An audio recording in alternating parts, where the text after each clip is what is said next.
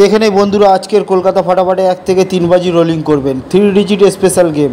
বন্ধু আর একটা গেম রাখা আছে আমাদের এখানে 2 ডিজিট স্পেশাল গেম, যেটা 1 থেকে 4 বাজি রোলিং করবেন, অবশ্যই একবার পাস হবে। যদি কোনো কারণে মিস যায়, ওটা 1 থেকে 6 বাজি রোলিং করবেন, অবশ্যই 2 ডিজিট গেম পাস হয়ে যাবে। এবং 3 ডিজিট গেমটা একবার পাস হয়ে গেলে ছেড়ে দেবে 1 থেকে 3 বাজির মধ্যে। দেখে নিই তবে আজকের গেম।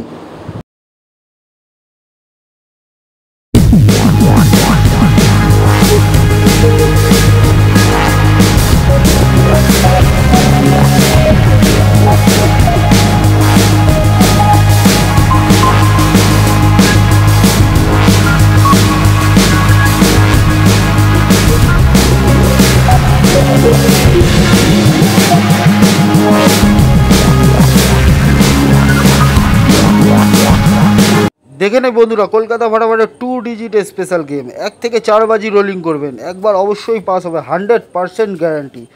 যদি কোনো কারণে বাই চান্স গেম মিস যায়, 1 থেকে 6 বাজি রোলিং করবেন, অবশ্যই পাস হবে।